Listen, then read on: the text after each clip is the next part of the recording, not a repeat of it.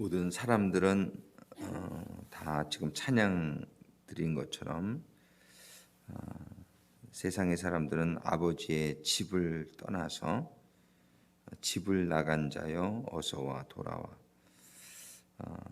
그 둘째 아들이 아버지 유산을 가지고 집을 나갔던 것처럼 이렇게 집을 나간 상태에 있다고 볼 수 있습니다. 근데 아버지께서는 자녀들이 돌아오는 것을 기다리고 계시는 심령 가지고 오늘 주시는 말씀 레위기서 25장의 말씀. 레위기서 25장이 8절부터 12절까지 우리 한 절씩 교독하겠습니다. 레위기서 25장 8절부터 12절까지 한 절씩 교독합니다. 너는 7 안식년을 계수할지니 이는 7년이 7번인즉 안식년 7번 동안 곧 49년이라.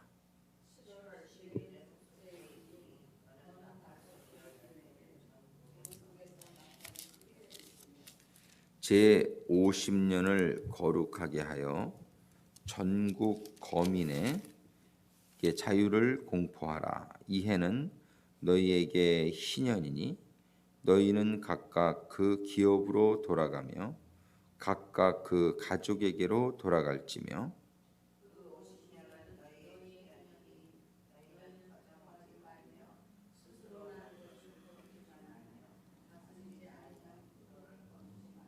같이 읽습니다. 이는 희년이니 너희에게 거룩함이니라.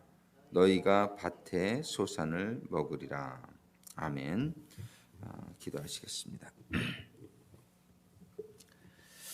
사랑의 아버지 하나님, 오늘도 주시는 말씀을 통해서 저희들이 오순절의 절기의 의미를 깨달을 수 있게 되기를 원하고, 이 오순절을 온전히 이해하는 가운데 오순절을 지키며 오순절을 사모하며 오순절의 축복이 임하는 저희들의 신앙 생활이 되기를 소원합니다.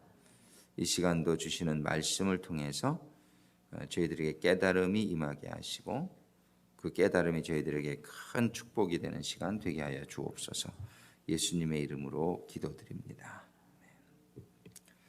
저희가 지금 오순절에 대해서 계속 공부를 하고 있는데 오늘 읽은 레위기서 25장 전에 우리 23장에서 보면 이제 오순절의 말씀을 설명해 주실 때에 15절, 이 레위기 23장 15절과 16절에도 보면 안식일 이튿날 곧 너희가 요제로 단을 가져온 날부터 세워서 7안식일의 수요를 채우고 제7 안식일 이튿날에 합 50일을 계수하여 새 소제를 여호와께 드리되.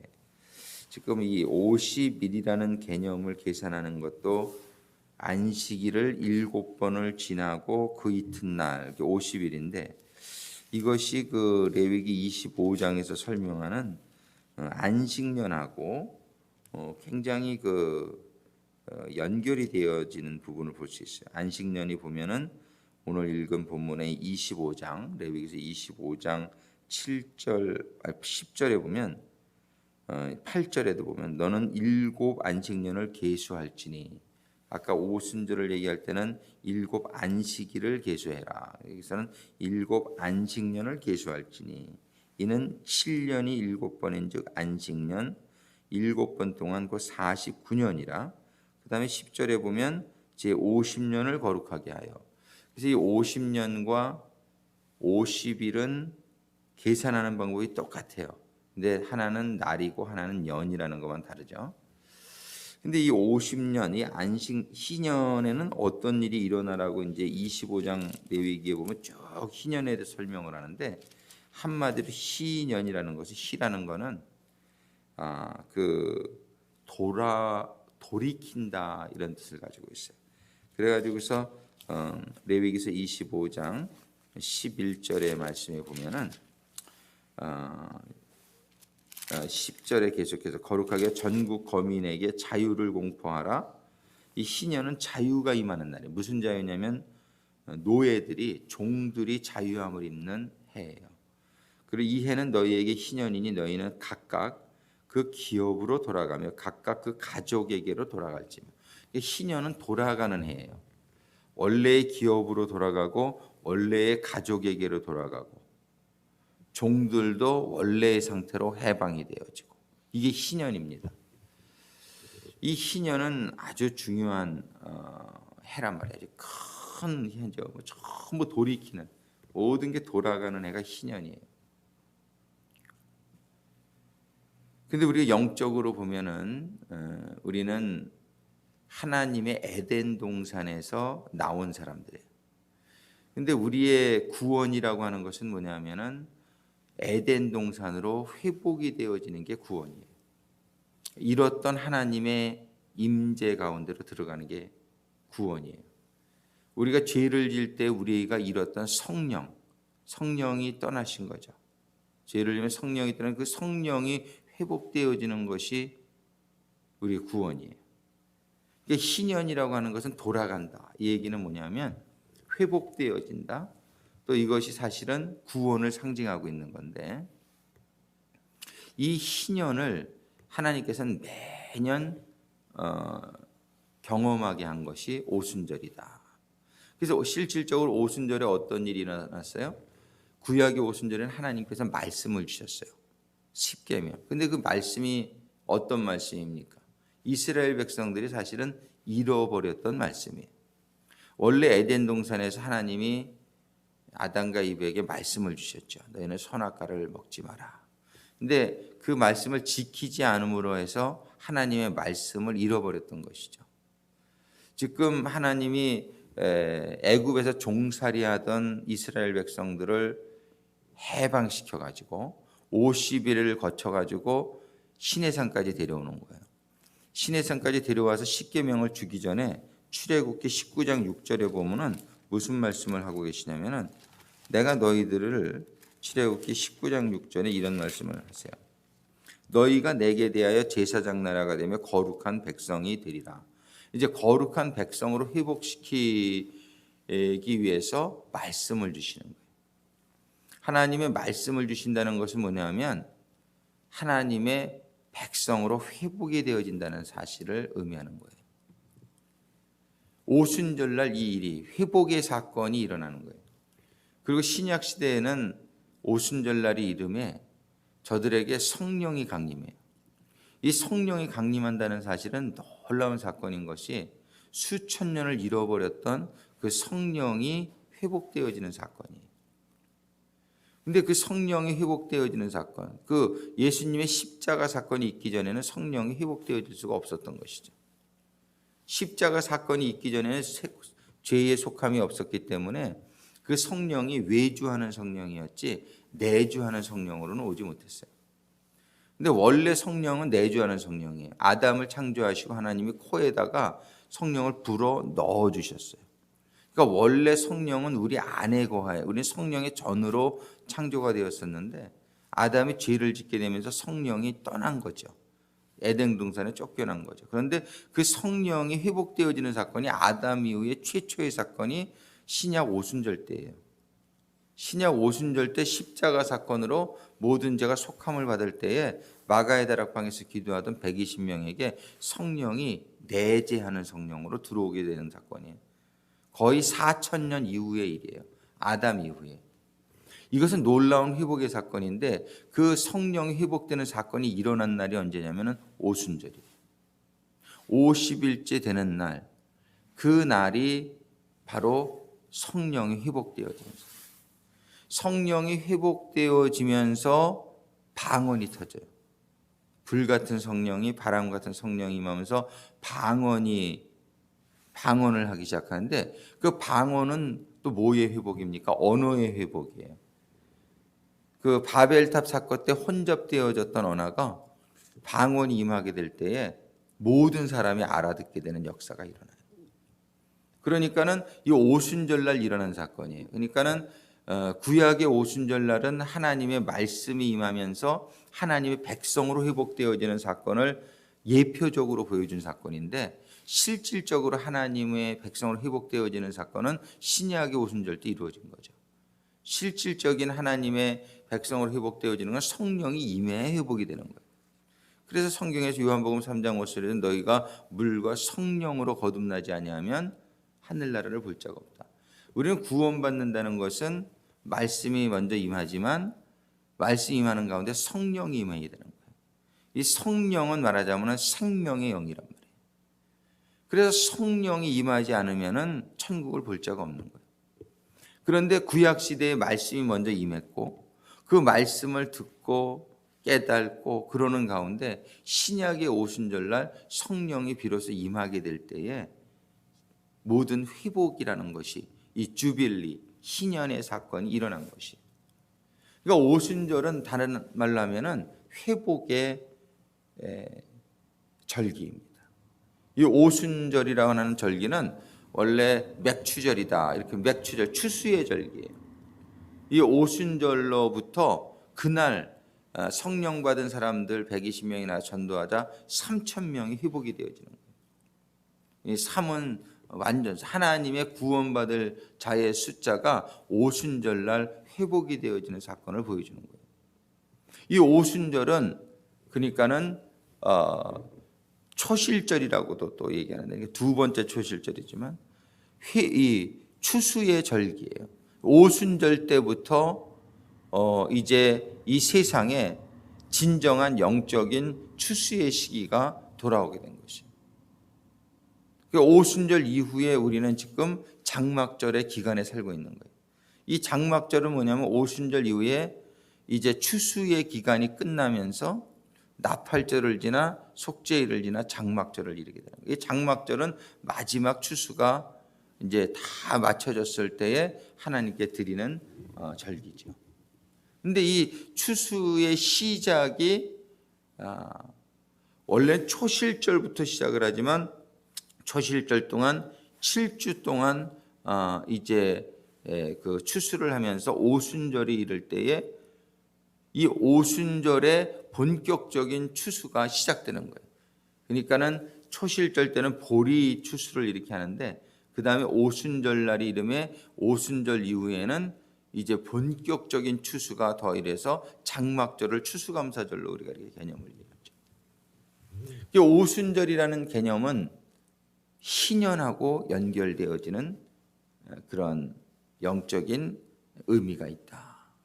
희년은 하나님께서 종들이 회복되고 기업들이 회복되고 모든 가족들로 돌아가며 희년은 전부 돌아감의 의미예요. 지금 우리가 돌아가 찬양을 했는데 하나님 우리들의 가장 원하시는 건 뭐냐면 집을 나간 자녀들이 돌아오는 것이란 말이에요. 집을 나간 자녀들이 돌아가는 해가 희년인데 매년 지키는 절기 가운데서는 이 오순절이 바로 돌아오는 절기. 근데 이 오순절의 사건이 언제 일어났냐면 한번 사도행전 2장을 한번 보세요.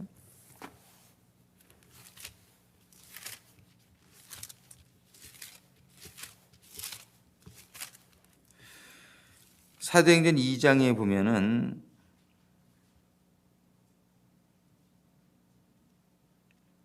(2장 15절에) 사도 베드로가 오순절의 사건을 설명하는데 거기에 보면은 때가 제3시니 이래. 이 성령의 충만함이 임한 오순절의 사건이 제3시에 일어났어요. 제3시는 오전 9시예요.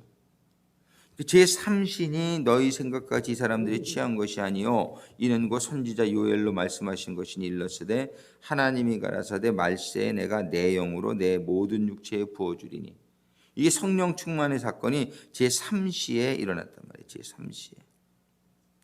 영어 성경에 보면 그렇게 써있죠. These men are not drunk as you suppose. It's only 9 in the morning. 오전 9시다 이거예요. 성령. 이것도 성령 집회도 하면 밤에 하는데 원래 성령 충만은 밤에 일어나지 않았어요. 오전 9시. 근데 오전 9시 그러면 초실절은 언제냐? 초실절 다른 말로 하면 초곡절이라고. 초실절은 새벽 미명, 부활절. 부활절 주님이 언제 부활하셨어요? 새벽 미명에 부활하셨다고. 그래서 이제 하루로 보게 되면은 6월절은 언제예요? 해질 때예요. 해질 때. 해질 때가 6월절이 하루의 시작이에요. 크리스찬들은 절대로 하루의 시작이 오후가 돼야 됩니다. 이 오후에 하루가 시작되게 되면은 아주 성공적인 하루를 살 수가 있어요. 근데 사람들이 밤은 늦게까지 있다가 새벽에 하루를 시작하려고 그러니까 하루가 실패하는 거예요. 피곤하고. 하루는 절대적으로 성경적으로 언제 시작해야 되냐면 해질 때 시작하는 거예요. 해질 때 이제 하루다. 이제 내가 하루를 시작한다. 이렇게 이게 성경적인 거예요. 그게 뭐냐면 6월절 사건이에요. 6월절 어린 양을 언제 잡아요? 해질 때 잡아요. 그래가지고 피 앞에 나가서 하루를 시작하는 거예요. 그 다음에 밤은 뭐예요? 무교절을 지내는 거예요. 밤. 그 무교절의 밤 하나님의 말씀을 먹으며 묵상하며 거룩한 삶을 육을 죽이는 그게 무교절이에요. 그 무교절의 밤을 잘 지내게 되면은 부활절의 새벽을 맞이하게 되는 거예요. 해질 때, 해 뜰 때. 그럼 부활절의 새벽을 맞이한 사람은 기도로서 오순절 성령 강림 이게 언제냐면은 오전 9시란 말이에요. 오전 9시. 오전 9시까지 성령 충만함을 받는 거예요. 새벽에 일어나서 오전 9시까지 성령 충만을 받게 되면은 하루 낮의 삶 동안에 추수의 삶을 살 수가 있는 거예요. 이 추수의 삶을 잘 사는 사람이 해질 때에 사실은 장막절인데 이제 또 하루가 계속 시작되니까 그러니까 또 6월절로 또 하루가 시작돼요. 이 패턴이 우리들에게 잘 이해되어지고 신앙인들에게 임하게 되기를 바랍니다. 이대로만 살면은 정말 성경적인 하루하루 하나님이 기뻐 받으시는 추수의 하루하루가 될 수 있어요. 근데 이 세상이 늦게 자게끔 만들어 버렸어요. 그래가지고 밤늦게까지 드라마 보고 그저 괜히 뒹굴뒹굴하고 안 자고 있다가 밤 늦게 자면은 어떻게 되냐면 새벽에 일어나는 게 괴로운 거예요. 새벽에 못 일어나죠. 대부분들 새벽에 잠자죠. 이게 새벽에 잠자니까 이게 새벽이 일어나지, 이 영적인 회복이 일어나지 않아요. 이게 하여튼 6월절에 어린 양 해질 때부터 하루를 시작하면 잠을 그저 10시면은 자게 돼 있어요. 성경 보고 이렇게 준비하면은. 그래 자야 돼. 그래 자야지 새벽에 한 4시 이렇게 되면은 일어나는 거예요. 충분히 자는 거죠. 6시간 자면 충분하죠. 그리고 6시간 자고 새벽에 일어나면은 그때부터 말씀 보고 기도하기 시작하는 거예요. 부활의 아침을, 새벽을 깨우는 아침을 시작하는 거예요. 그 오전 9시, 이 성령 충만이 오전 9시에 임한 게 참 의미가 있어요. 오전 9시는 하루를 시작하는 시기잖아요. 낮을 시작하는 시간이잖아요. 이 낮을 시작하는 9시에 성령 충만 받아서 세상으로 나가는 거예요. 이 성령 충만 받은 사람이 뭐 했어요? 문을 팍 차고 나간 거예요. 마가의 다락방을 팍 차고 나가서 뭐 전도하는 거예요. 전도. 이러한 성경적인 하루하루가 우리들에게서부터 시작될 수 있게 되기를 주님의 이름으로 축원합니다. 이 새벽 기도회에 나오시는 분들은 이 성경적인 삶을 살고자 어느 정도 패턴에 좀 들어오고 있다는 것을 우리가 잘 이해하면서 오전 9시까지 우리 성령 충만을 받아가지고 그 다음에 뭐예요? 전도의 삶을 살아야 되는 거예요. 사람들을 추수하는 삶. 이것이 바로 영적인 삶의 내용이란 말이에요. 그래서 낮 동안에 우리는 일해야 되는 거예요. 밤이 오기 전에 우리는 낮 동안에 일을 해야 되는 거예요. 이 낮에 무슨 일을 하느냐? 추수의 일을 하는 거예요.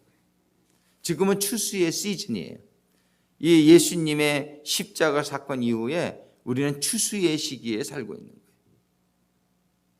그런데 사람들이 부활의 새벽을 못 맞이하고 성령 충만의 오전 9시를 못 맞이하니까 추수가 일어나지 않죠. 이 추수는 아무나 할 수 있는 게 아니에요. 추수는 반드시 성령 충만함을 받은 자들에 의해서 추수는 일어나는 거예요. 우리는 이런 인생이 우리에게 임하게 되기를 간절히 소망합니다. 이게 오순절의 의미예요. 오순절의 이 절기는 정말 우리들이 잘 이번 주간에 잘 깨달아서 이게 지식이 아니고 오순절 초실절 이후에 50일째 이거 백날하면 뭐예요? 지식 백날하면 뭐예요? 내가 오순절이 체험이 돼야지. 나에게 성령이 오전 9시에 매일 임해야지. 그 성령이 임해서 나갈 수 있어야지. 세상으로 나갈 수 있어야지. 그래서 120명이 나가서 3,000명을 전도해 왔듯이 우리의 삶 가운데 오순절이 재현되어지기를 간절히 소망합니다. 기도하시겠습니다. 아버지 하나님, 6월절을 지나 무교절을 지나 초실절을 지나고 50일째 되는 날 오순절을 지키라고 말씀해 주셨습니다. 이 오순절날 구약에서는 말씀을 주셨고 이 오순절날 신약에서는 성령의 충만함을 성령의 회복을 주셨습니다. 그런데 성령이 너희에게 임하면 너희가 권능을 받고 너희가 땅끝까지 이르러 내 증인이 되리라 말씀해 주셨습니다. 정말 저희들이 아침마다 오전 9시에 이 오순절의 성령 충만이 재현되어지기를 간절히 소망합니다. 이 오순절의 성령 충만이 임함으로 말미암아 저희들에게 권능이 임하고 예루살렘과 온 유대와 사마리아와 땅끝까지 이르러 증인이 되어지는 삶, 추수의 삶, 바로 말씀을 받은 우리들로부터 일어날 수 있게 되기를 간절히 소망합니다. 그래서 아버지 하나님, 오순절은 정말 희년의 개념, 종이 되었던 백성들이 자유함을 얻는 오순절, 집을 나갔던 사람들이 가족에게로 돌아오는 오순절,